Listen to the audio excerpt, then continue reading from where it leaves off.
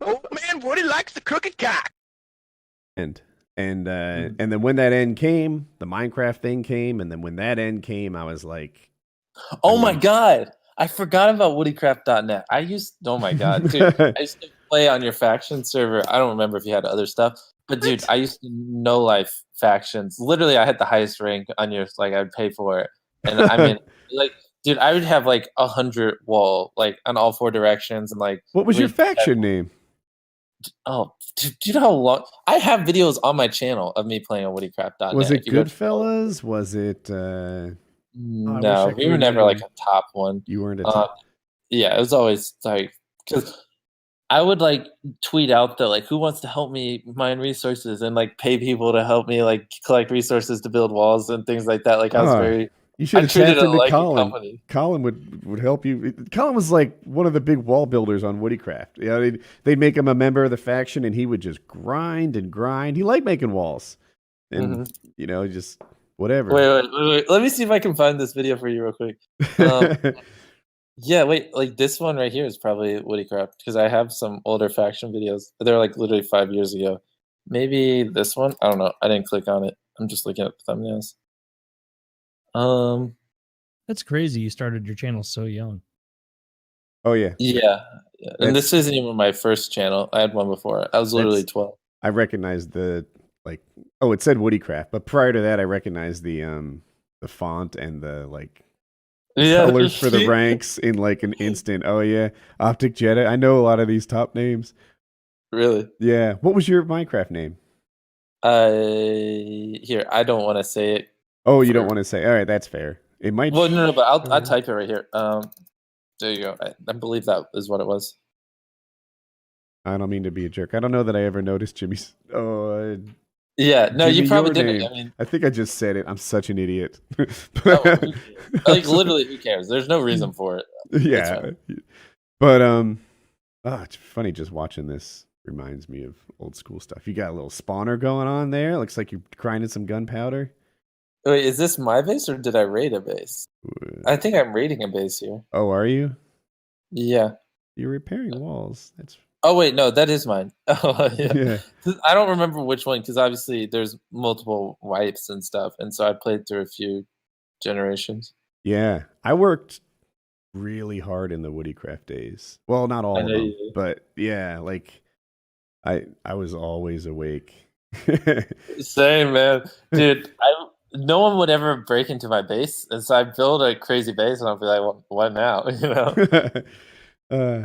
Yeah. So yeah, once my YouTube channel wasn't over, but like I just felt like it was on the second half of the bell curve, and I was like, if it's declining, then we need to figure out what's next. And that's when Woodycraft came along, and then I felt like it was declining, and I didn't really need a next. Like, you know, so you seem to be enjoying your time.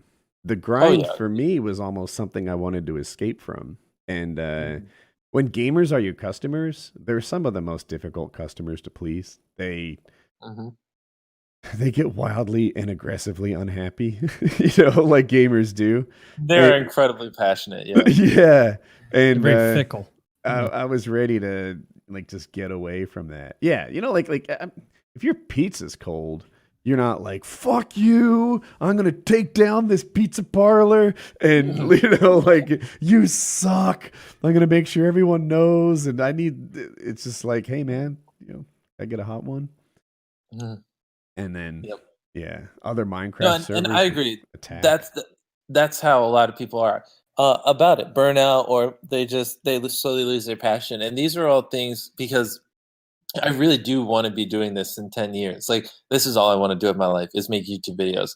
And so I study all that stuff. And I've studied people who've fallen off and come to conclusions why, and mapped it out. And I study how I feel and make sure, you know, I never wake up multiple days in a row and just like not want to pop out of bed and go work and things like that. Like, I know. And like, I have discussions with that with my employees all the time. And like some of my upper level people, like, I never want to get burnt out. Like, we always got to keep things fresh for me and things like that. And we're very careful what I spend my time doing and things like that. So like mentally, I don't go crazy, and like I'm just like loving what I do, like all that stuff. We're very strategic. Yeah, it's It's been super interesting talking to you. Your strategic mindset is not part of your videos. Exactly. I know. And that's what everyone says when they talk to me. Okay. And it's not like I'm trying to hide it. It just doesn't have a place in my videos. You know what I mean? So like, and I'm very straightforward with literally anything in my videos. You know, like, cause we don't fake things. And so people ask, I'll just tell them, you know, and things like that. And I think that's what viewers like, you know, when you're just not hiding things, but it's just not entertaining to talk about stuff like this. Huh. It is to me. We'll see what our podcast. Well, yeah, to you guys, and it is to me as well. But to, like, you know, young teens who just want to watch me drop a meteor on a car, they wouldn't give a fuck. You know? Can you explain this meteor car thing? Like, I was just watching it. It's very fun. how do you pull that off? What is it? Are you dropping it from a crane? What are we doing here? Yes. So step one is we had to get my friends away from the cars, which we did not show in the video. But a lot of people are like, "Oh, this is fake. How do you get the keys to the car?" So that was a fluke. I should have, like, because sometimes I try to get right into the video so much that, like, I omit details that I might think are boring, but then I'm like, oh well, people probably wanted to know that, and it's just a hard line to tiptoe. But the way it went was I was just like, all right, everyone, we're meeting here in this church parking lot. So step one, we have to reach out to the church because we need a place to smash the cars that I don't own, so I don't get doxxed. So we get access to this church parking lot. That's a journey in and of itself. To get a pastor to agree to let me destroy cars on his parking lot. And then we pick the date and they all show up. But I tell these people, the people who aren't in on it, that they're just showing up to spend $10,000 in an hour, that I'm going to give them money and they go spend it. So, like, they're excited, they come. And then so everyone shows up, them and then all the other people. We split up into teams. Only one team of 4 the cars we're fucking with don't know about it. Everyone else in the other teams, quote unquote, know. So they pull out and then they just do a U-turn and come right back and help me smash their cars.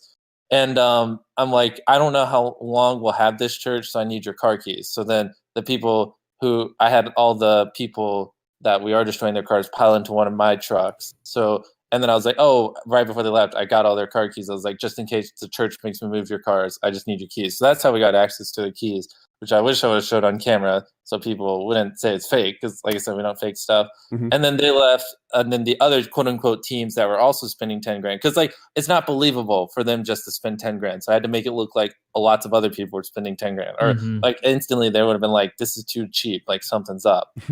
So then the other 2 people, though, turned around, but those 4 went and spent their money. And then while they're doing that, first thing they did, they went left. We called this giant truck that had like 5 or 6 2,000 to 8,000 pound boulders on it. He pulled in. We called the crane guy. He pulled in. All this stuff was prearranged for a long time, and they were just kind of waiting off in a further parking lot. And we had someone over there just like been like, "Hey, this isn't a scam. Just chill. We're good." And then they pull in, and then we move the cars around, and then put the boulder thing in the place where the crane can grab it, plop it on the car. I am very particular about things to the point where sometimes it's annoying, because, like, we put it on there, he didn't squish it like I wanted, so then we had to pull it off, beat it with sledgehammers, put it back on. We had to, like, saw off, like, the frame, because the frame was, I envisioned a car with, like, a U shape and the meteors in the middle. And it was kind of just flat with the meteor in the middle. I really wasn't happy about it. But it's just little stuff like that I think. But cars have a little more structural integrity than exactly. You so then we're having to, like, constantly lift up. I mean, it's like, and I'm like having to call them. I'm like, because one of the people of the 4, so it's complicated. So the 4 people that were spending the $10,000, 2 of their cars got squished by meteors. So the other 2 knew that we were squishing their cars with meteors. But what they didn't know is we were filling their cars with one of them balls and the other one just a bunch of mannequin limbs.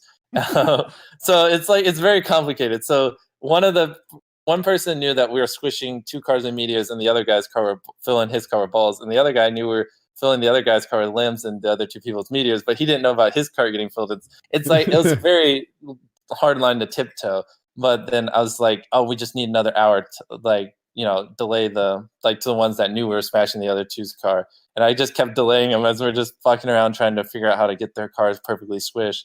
And then I'm like, yep, we're good. Come on back. And then they came back, and then we took them to the dealership and bought them new cars. What'd they get?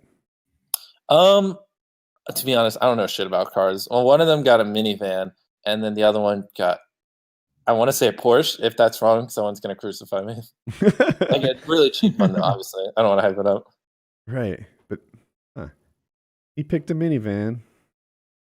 Yep. He did. Because that's one idea. He wanted a car that cost $6,942.00, and that's what he got. So he had extra money for insurance and other things like that. Oh, it must be a little weird having money like all around you. Not you, because you're the one dropping it, but like to the staff and such. Like, oh, there's another video coming. I hope, yeah. Well, we have I hope he destroys my roof. Or like, yeah. I was joking with one of the guys there because he bought a new truck, and his car before he bought it was really terrible. Like, because like I obviously don't like fuck up cars because I bought like 10 cars in the last year or 11 or 12. I don't remember for other people. And so he bought a new truck, and I was like, "What the fuck, dude? I was planning on fucking destroying your other car for a video," and he was like, "Motherfucker!" And he had just bought a new car. I was like, "You could have just got that for free." And things like that. So a lot of them know, like, if you have a shit card, you keep it and you just wait. It might take 2, 3, 6, 7 months, but eventually I will get around to destroying it. I have a truck that I think is really nice, but if I work for you, you'd see me in a Chevette every day. Yeah, exactly. That's what I told one of my guys. He's like, "Man, I wish I had a turbo car." I was like, "Dude, if I were you, I would just swap cars with your mom for a year and just wait for me to destroy it." That's a good plan. Yeah. I help. Well, none of them do that, but I was joking with them at the Meteor video. It's Jake, the Viking dude. I was like, if you were smart, you would have done that. I ended on that note. I love the wordplay. That was the best shit I've ever heard.